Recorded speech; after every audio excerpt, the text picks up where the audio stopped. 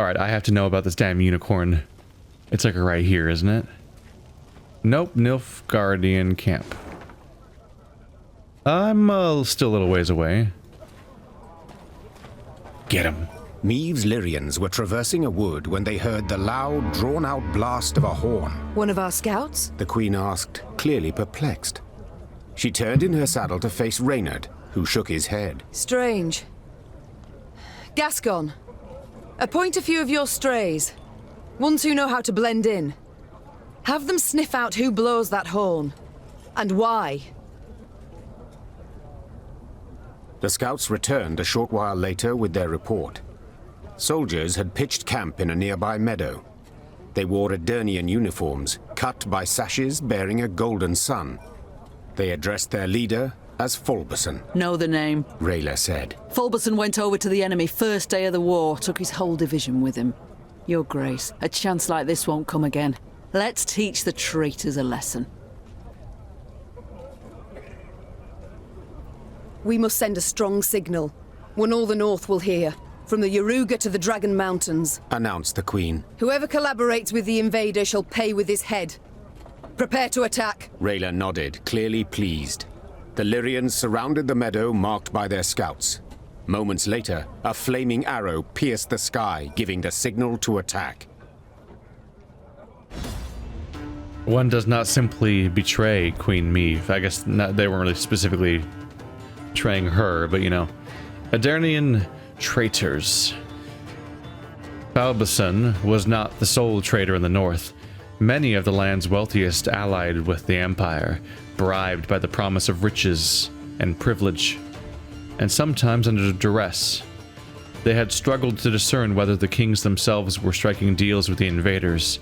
Henselt of Cadwyn, Foltest of Tamaria, and it did appear, after all, that the longer the war dragged on, the less resistance Nilfgaard seemed to encounter. Reduce the retreat timer to 0. That's the goal. Alright. It's also a one-round fight, but it's not a puzzle fight. Do I actually have to reduce the retreat timer, or is that just the way to win because they have a lot of number?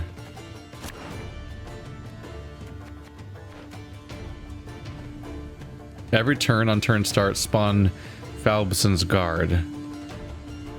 Retreat. Reduce this artifact's timer by 1 for every unit played from the opponent's hand. When the timer reaches 0, Count Fulberson escapes and Meve wins the battle. To the Emperor, Fulberson swore his allegiance, but not his life.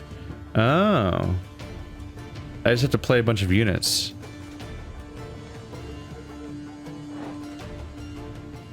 Reduce it for every unit played by from the opponent's hand.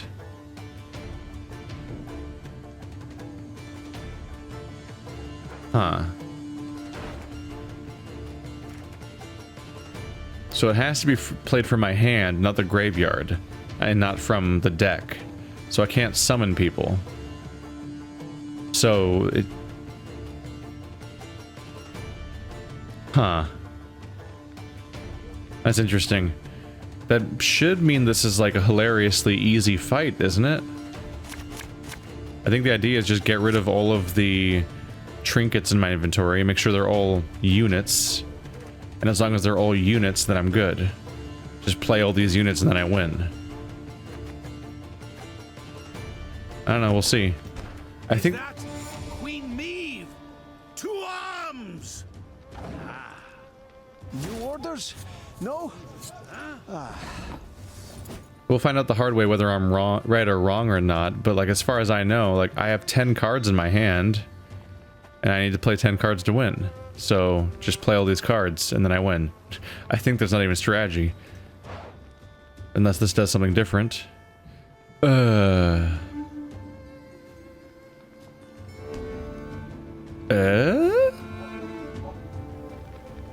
After 2 turns on turn start, increase the retreat timer by 1, but if he dies, he reduces it by 2. There's more going on here. I can't just play my 10 cards blindly and then win, because these guys will increase the retreat timer, but if I kill them, then they'll reduce the retreat timer by even more. So just lighting this row on fire will probably fix that problem anyway. Not a hair shall fall from the Count's head. At least, not so long as we still need it, that is. This guy has nothing to do with the retreat timer. Okay. So let's just start by playing fire on this row. And hopefully he'll die from fire. And as long as I play all my units, and any units like that die eventually, then he'll still end up with the retreat timer hitting 0 relatively soon. But you know, I'll go for... Oh yeah, I'll play him next so that both rows are on fire.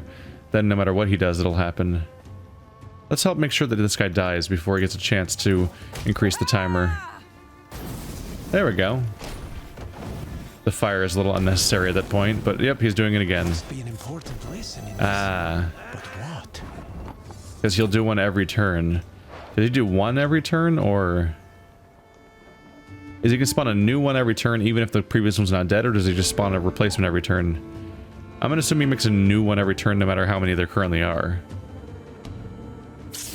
Get him down as fast as possible, and the retreat timer is gonna be pretty quick at this rate. I smell a leak. Alright, both rows are on fire. It's already 4. 101, 102, This 103. This man has suffered much.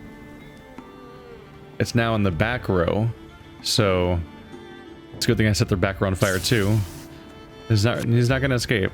I'll fight to my last breath. Doggy! Yeah, he doesn't... This is gonna be so easy. They're not even hard to kill. Alright. Restraint. They're not bosses, are they? I could just test it out and see what it does. It won't Death Wish to make it lower, but I can still just see what it does. It's my only chance, though. I can't bring back her ability to summon, so I should probably pick something that will attack. Or you. Obviously you. Getting to work. There we go.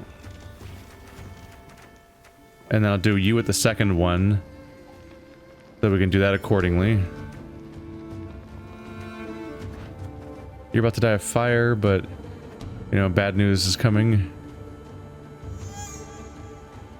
I should use the other guy.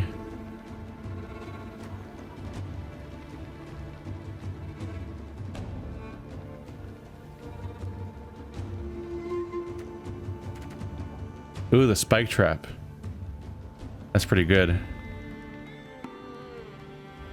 Start with you.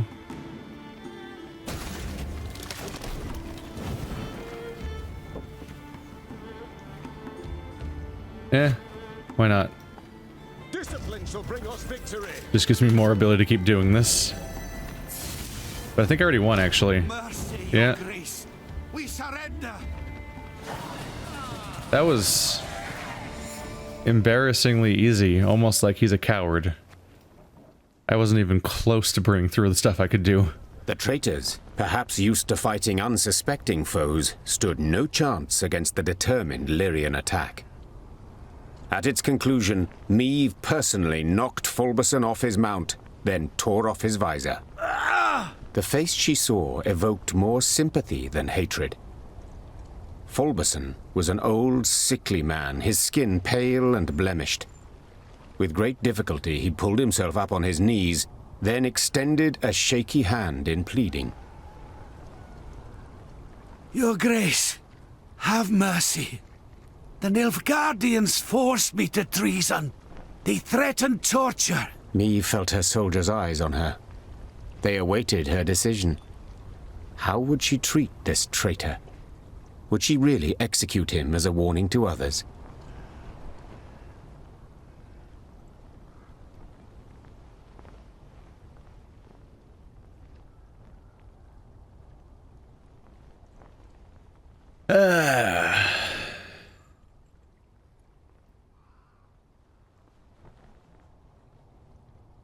It's by the way, it does seem like it was just straight up a narrative mechanic that fight was so easy. At first it seemed like it was going to be boring, I thought it was just going to be boring. Like, I was just going to play my 10 cards and it was just going to end, and that was going to be a disappointment. Then there was the extra wrinkle of those units that increase it and decrease it via their death and life mechanics. I'm like, oh, cool. This has more to it than expected. But the double plot twist is that mechanic made the fight even easier. But easier in a way that was less boring than just playing my 10 cards and then winning, which is what would have happened otherwise. On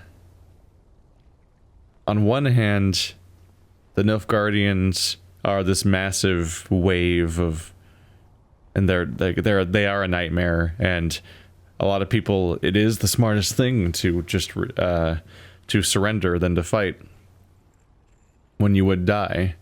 But he surrendered on the first day. Like, it wasn't like his army, it's not like his kingdom was falling and losing already. It was the first day. Like, these invasions take a long time.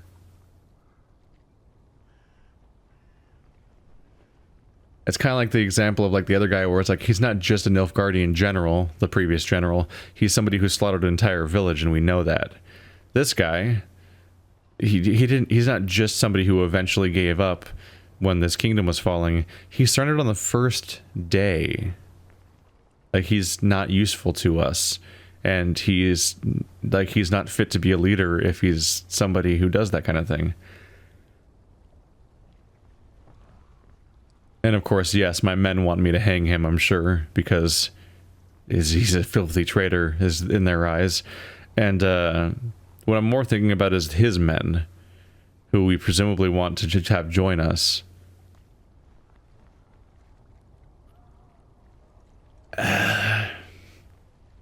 That's the ambiguity, right? Do I kill him, and then his men potentially are unwilling to join us, or afraid, or run away, or something because we executed him? Wouldn't we execute all of them? Or do I show mercy to him, and his men join us? And then I could be wrong about that dichotomy, because that's just something that's me making up hypotheticals of what might happen. That could be completely wrong.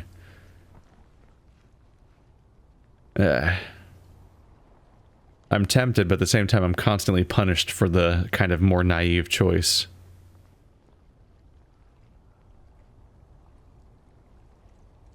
I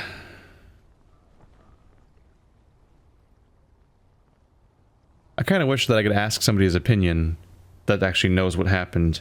You know, like Rayla, that could expand potentially.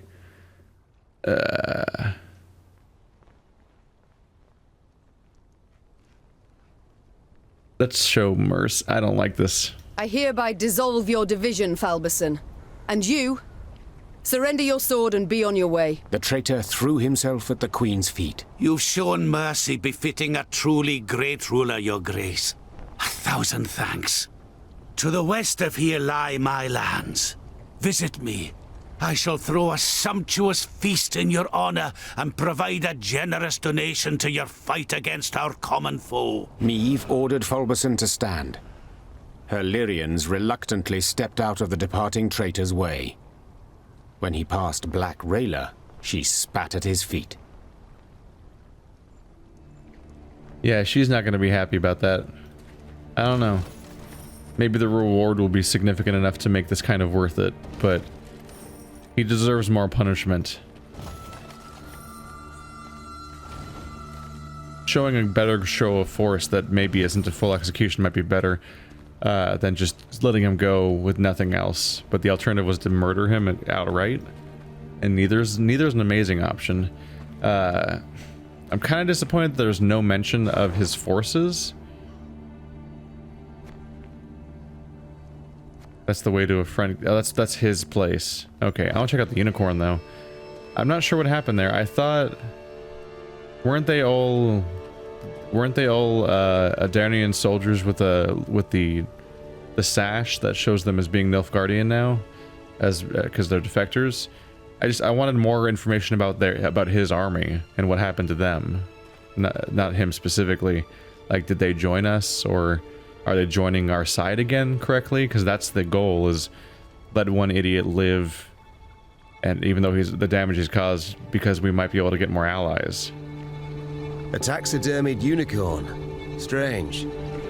What are your orders, Your Grace? Shall we take it?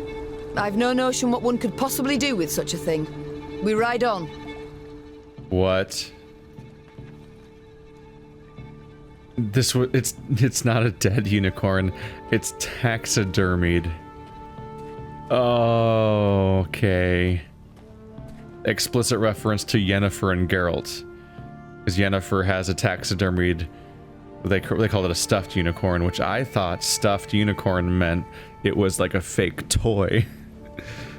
But maybe that's a more correct translation. Taxidermied? Yeah. I thought it was a pretend unicorn, like it was a model or something. I didn't think it was an actual unicorn that was taxidermied. That's way more distressing. So do I want to buy this one or save up for the other one? Make the Forager stronger or the War Wagon stronger? The bonus version of the War Wagon's pretty good, just because the those light infantry, on top of getting 3 instead of 2, making them it even better for the Wagenburg, the infantry themselves do more damage when they die, which is pretty strong at times. The blacksmith is probably the biggest draw because it lets you replay a trinket from your graveyard, meaning you get to use it twice. But only twice. After that, it's doomed. They make sure you can't just chain blacksmiths. You can, just not on the same item.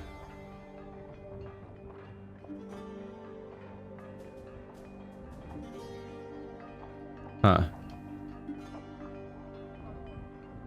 I also kind of like the idea of taking the adept and using her to add 2 more pikemen. Then you have an even more massive number of pikemen to play in one turn. The problem is that even upgraded, the pikemen are still only 5s, making them a weaker than average use of your rows, and kind of a bummer.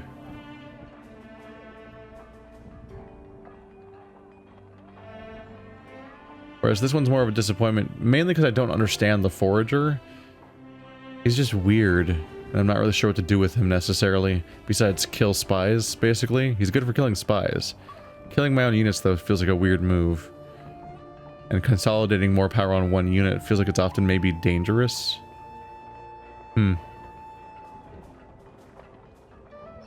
Unless the enemy specifically has an ability that targets the strongest unit, and I want to manipulate that, I guess.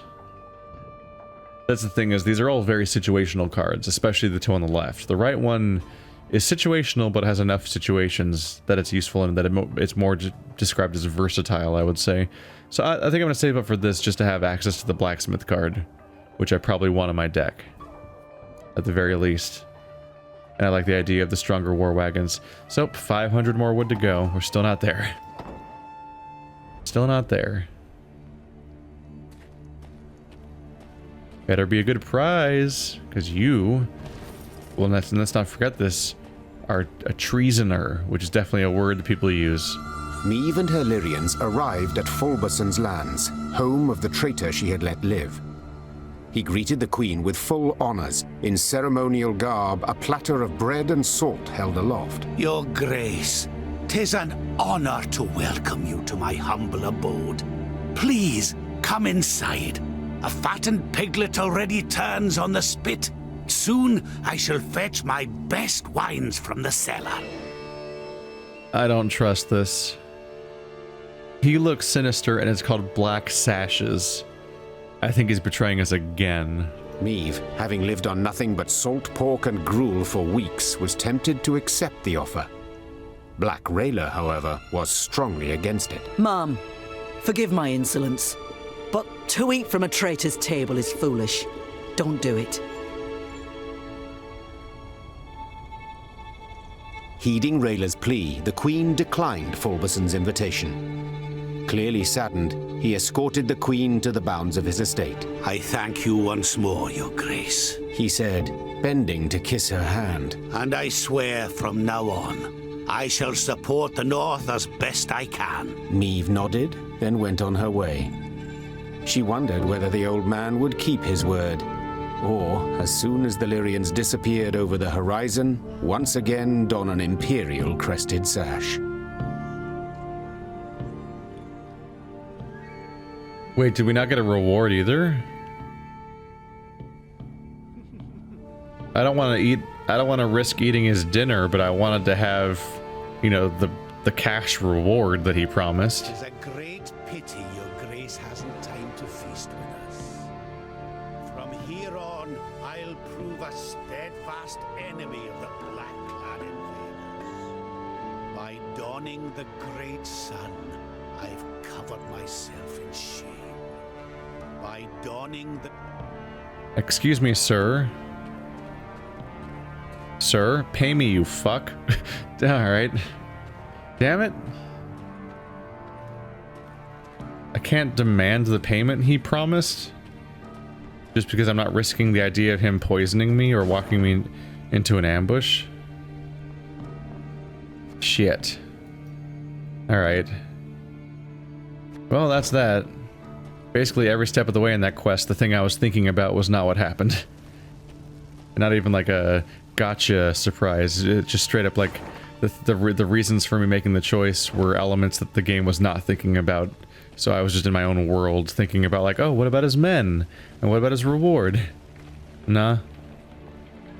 Nah. As Meve passed the city of Harmelin, one of the peasants she'd saved from Nilfgaardian captivity requested an audience. Be taking leave of you here, my lady. Folk from our parts lives in Harmelin. We'll manage. But, my lady, we thank you for taking pity on us, time and again. Is the unusual hull a fidget spinner? Oh, there it is. We've nothing, my lady, or nears enough. Black-clad bastards took all's worth taking. Except in this amulet. Been in my family for ages, kept us from harm. May it do the same for you. Meve wanted to say she did not believe in peasant superstitions, but when she took the ivory pendant in hand, she felt a curious warmth from it. The peasant bowed, then joined the others as they trod off towards Harmelin.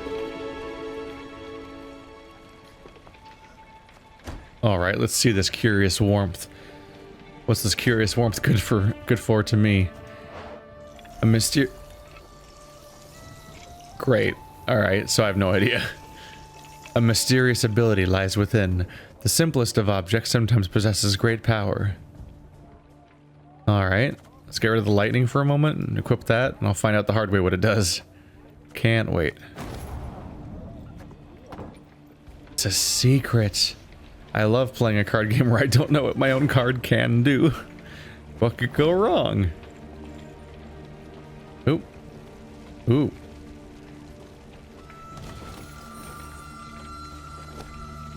Your Majesty, the town is indeed deserted. There's people right there, I see them. But prisoners remain shackled in the dungeons beneath the courthouse. The Addurnians must have forgotten them during their retreat. What should we have done to them? We could use them to bolster our forces, though I have an inkling they may not prove the most disciplined recruits. Every soldier counts. We take them with us. Also, we can't get any lower reputation than we already have. Haha. If I piss off my soldiers constantly, then it has diminishing effects, diminishing returns on how much that I can get punished for. We're safe behind these walls. At least for now we are. You've twice shown us mercy, my lady. May little A bless you twice over just the same. This pendant, your majesty. Wear it round your neck, always. It'll keep evil from you. You've twice shown us You'll be safe behind these walls? Everything's on fire. I don't agree with this assessment. Not at all. The Lyrians stood within 5 miles of Aldersberg, when the road, which until now they had traveled alone, suddenly filled with all manner of folk. Peasants, merchants, and wounded fighters in tattered uniforms. They trod solemnly in the opposite direction, their worldly possessions on their backs. Aldersberg's fallen, my lady. Sighed one of the refugees with a forlorn shrug. Outer walls breached. King still defends the old town, but black-clad goats are winning. You'd best turn back before it's too late. We've nowhere to turn to, good man. The queen said, then spurred on her horse. Follow me! The queen galloped so fast the wind squeezed tears from her eyes, the Lyrian cavalry close at her heels. Hoofbeats thundered down the high road, and the crowd of refugees parted, making a path for the charging riders. Faster! Faster! Soon they set eye on Aldersberg. A red glow filled the horizon. The wind carried screams and the clanking of steel. The once proud city was quickly turning to dust in the Nilfgaardian sun. The Nilfgaardian force moved to block the Lyrians' way. Without slowing, Meve cut down the infantryman who tried to drag her from her saddle with a hook. Her head in a winged helmet fell to the ground, leaving a bloody track. Lyrians! Attack! Meve shouted. Take no prisoners!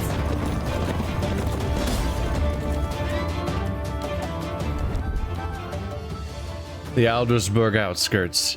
The invading forces ignored the Lyrians at first. After all, the Nilfgaardians were better equipped, better trained, and most importantly, held a considerable numerical advantage. However, their supremacy quickly began to vanish. Black-clad soldiers fell one after the other to blows from Meve's infantry. The Nilfgaardian commander, watching in disbelief, trumpeted for reinforcements. It's a full battle. Would have been a good time to have that skull equipped, but I wasn't quite expecting it. Well, I guess we'll find out what you do, because I have no idea. Pitfall right off the bat.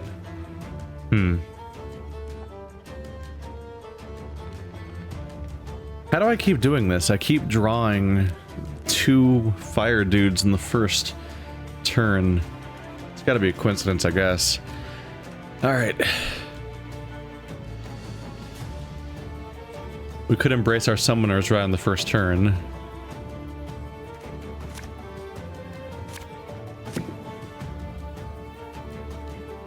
Not into the crushing trap right now.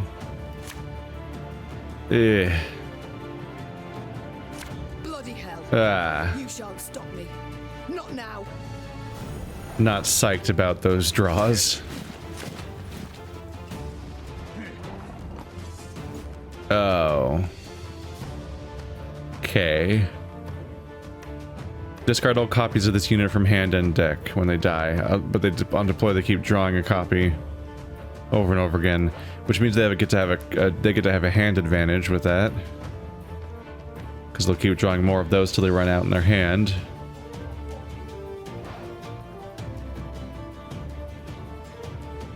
Every turn on turn start boosts adjacent units by 1 if he has armor. Yep. Alright. So if I kill one of those, he loses all the ones in his hand and deck. So if there are any remaining in his hand, he could potentially have a hand disadvantage. I don't know what this does. I can transform someone into Jade, but that's not the same thing as killing them, for my purposes.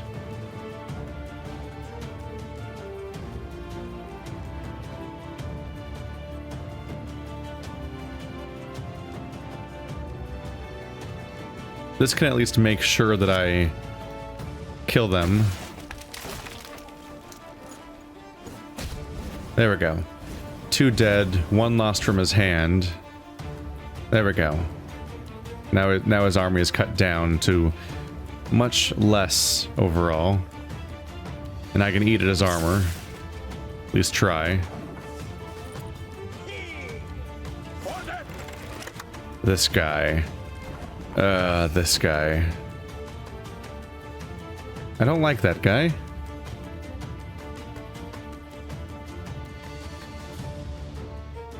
I'm a tad tempted to just throw the round. He no longer has that unit in his hand. I have a 1-hand... Oh wait, no. Right. I do have a 1-card advantage, but it's pointless when I'm just going to throw away the rest when we draw, so no. I'm not used to that mechanic still.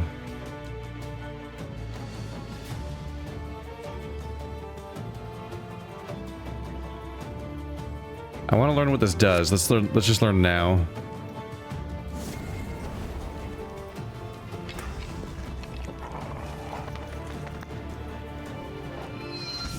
Oh.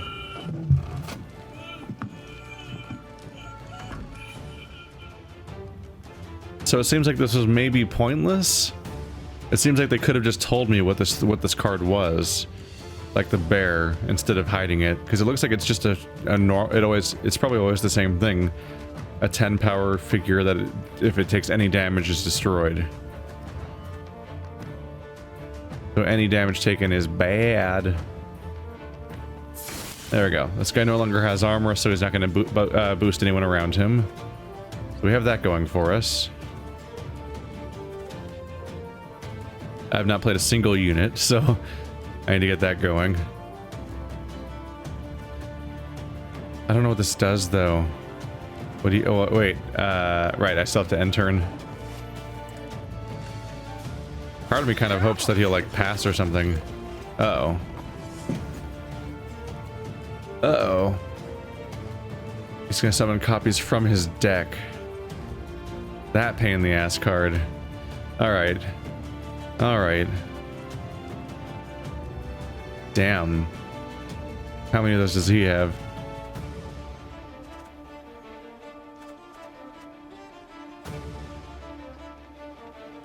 Find out the hard way? What do you do? What?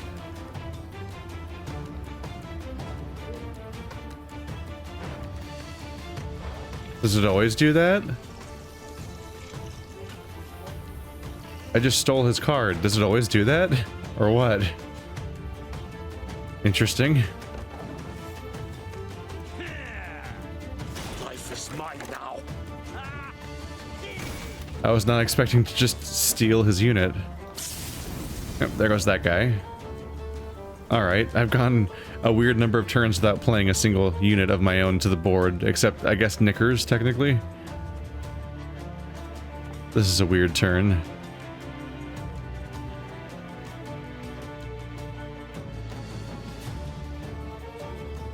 So he's currently winning, so unfortunately I can't just pass.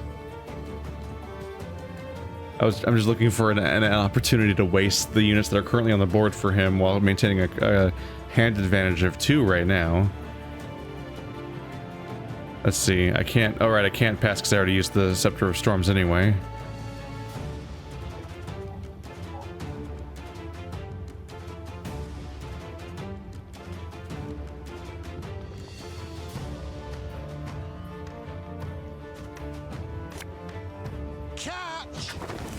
Enjoy.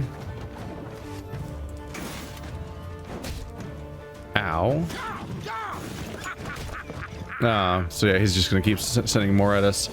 I'm still not sure if that's what that amulet always does, or if it has a random effect or something. Because it does seem that it feels like one of those gimmicky cards that just has a whatever it feels like on a given turn, basically.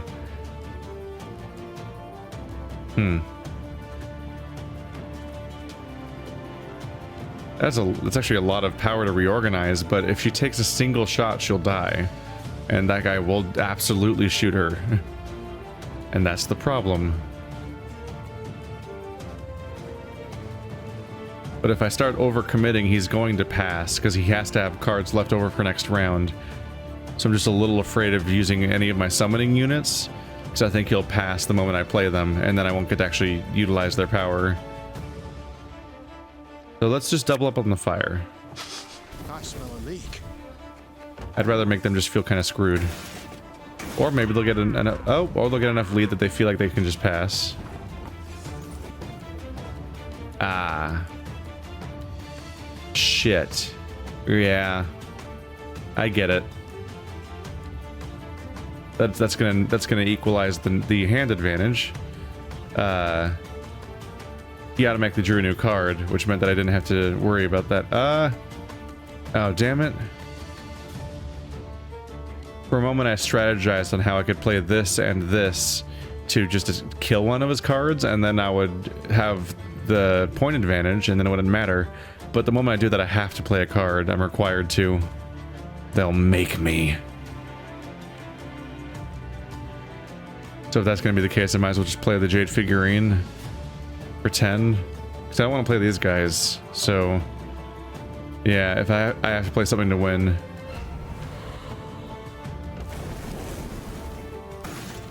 What? It's going to keep drawing one even when he's not currently playing. That's terrifying. That almost screwed up my plans. I didn't realize he was going to keep drawing from graveyard every turn afterwards. I guess there wasn't any reason not to think that.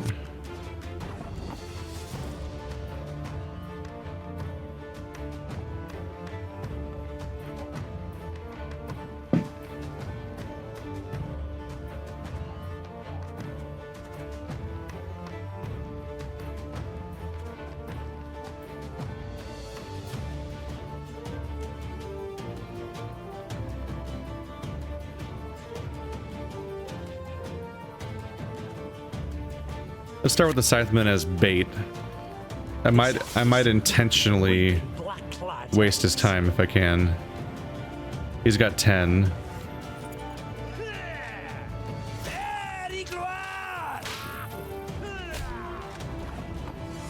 As expected, the first thing he played is not strong enough, so pass. That is what you folk lack. There we go. He was forced to play an additional card. There we go. Now this is the round where it matters, and we both have 10. I think I have a 1 card advantage, which was what I was going for. Yes. Okay. Knowing that I won the first round, I intentionally used the second round just to get try to go for a hand advantage. Next time an enemy uses his order ability, boosts self by 2. Yeah, that guy. I hate that guy. He sucks. I have 3 slingers. Okay. Should I just start with Rayla so I can start summoning dudes? I guess. I hope they don't attack me. So this is also an order, and that's also, damn it. A lot of things I can do are all going to keep making him stronger. 2 of them. I'm just going to want to get this guy played so that he can start getting a bonus for me using orders. At least my personal one.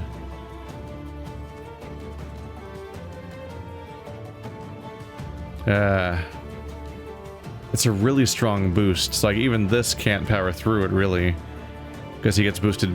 He gets boosted right back up by the amount that it would be attacking him by. And you're also 4, so we have to wait longer than that. All right. Meanwhile, this is going to keep making him stronger.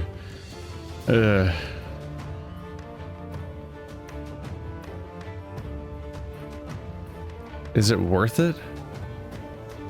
I don't know. I'm just going to power through.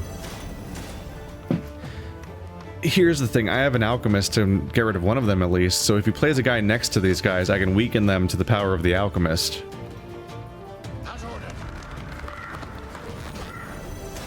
God, each individually. All right. There's a Gascon. Quick and painful this'll be. There's an Odo. I really should have waited. I really should have waited. All right. We must trust each other.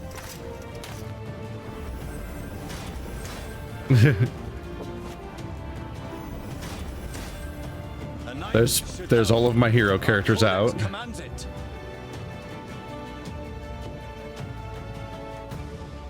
Yeah, this guy can probably draw another Scytheman.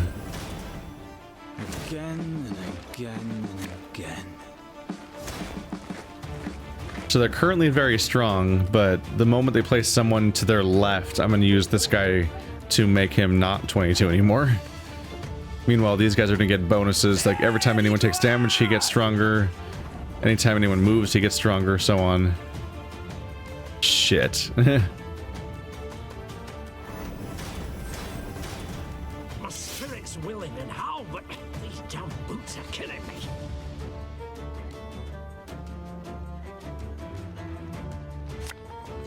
There's a time to reap, a time to sow, and a time to die.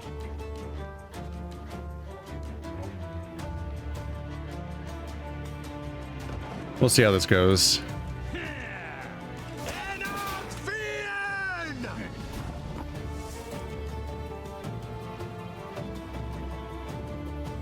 I want to avoid doing this for a little while because I want to be able to attack him, because he might get more bonuses as we go forward, so I want to be able to attack him later on with that bonus.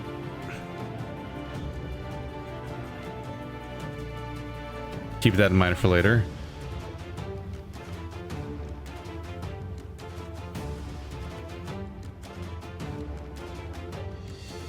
Ooh, that can also squish down their power. Thing about slings, they hide well. There's some bonuses.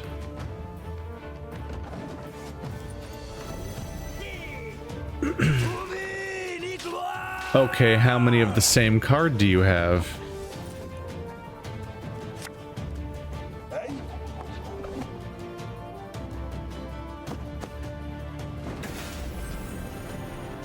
Okay. Do they always go to the right side of the row? Because I'm making a mistake then.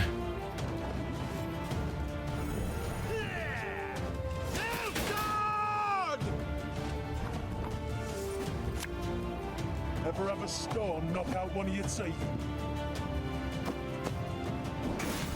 So they always go to the right side of the row. That's a good thing I picked up on that so I could kind of fix it at that point. Alright. You're getting stronger, not so much the other ones. But I can kind of work with this.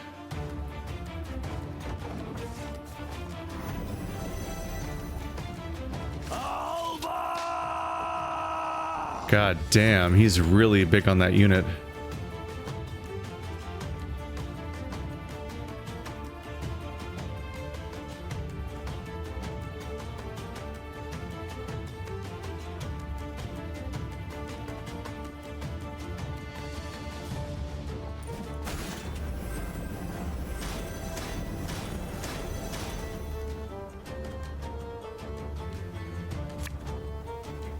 There's been a mistake.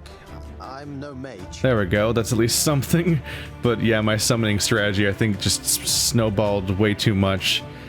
I'm still kind of recovering from it, but it was a bad thing to do to some extent.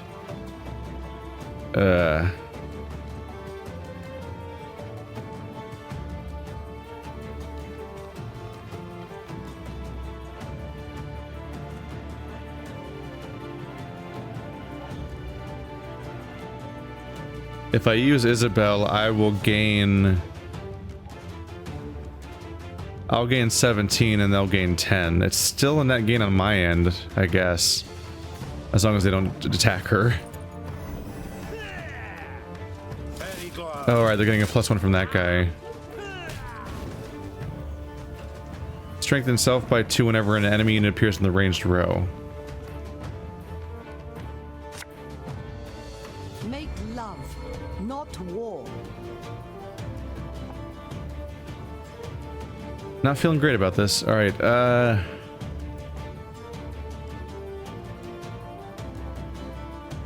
is Crushing Trap a good idea at all? This will at least give me a big boost, which will make them hard for them to keep up with me.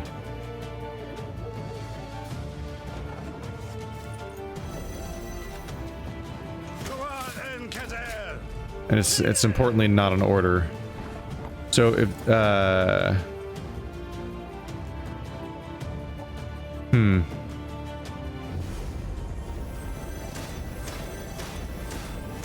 we currently have the lead. More of a lead.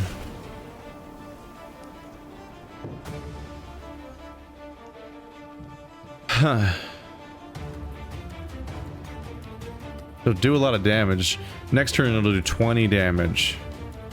But if it gets soaked up in their shields, then it's not really worth it, is it?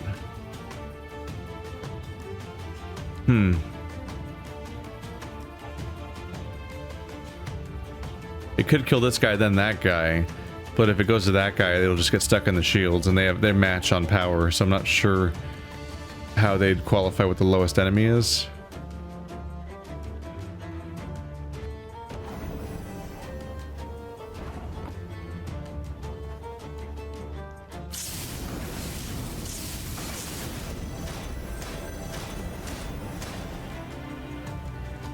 Okay, well, we have lead. This just kind of exists. I don't know what to do with this. Here you go. Ta-da. I technically won. That was a mess, though. Your Grace, all that was but their rear guard. I rely so heavily on orders that that particular card is really brutal to deal with, because almost everything I do is an order.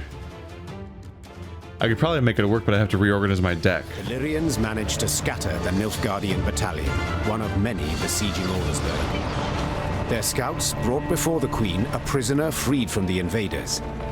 Meve inquired about the situation in the city. Turned a right slaughterhouse it has. The Imperials, they...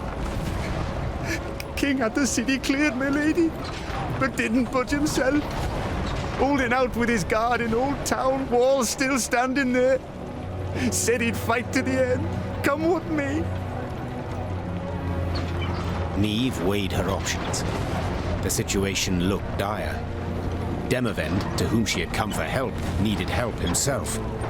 Nilfgaard enjoyed an overwhelming advantage. The small Lyrian detachment stood no chance of breaking the siege. But to retreat, surrender, that was not something Meve did. The Nilfgaardians do not expect a relief force.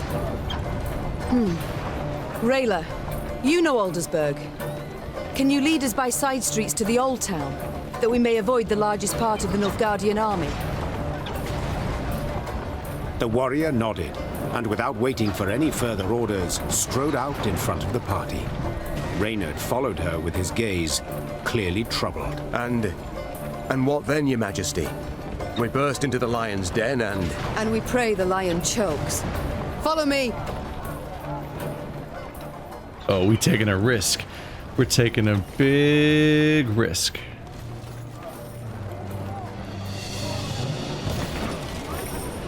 The walls crushed and breached. The lower town in flames. Hundreds, thousands wounded. Thousands more fled. King Demavend will fight to the end. He'll save the city or die with it. Turn back. Turn back while you've the strength to run, while you have your life. Aldersberg falls. Aldersberg is lost.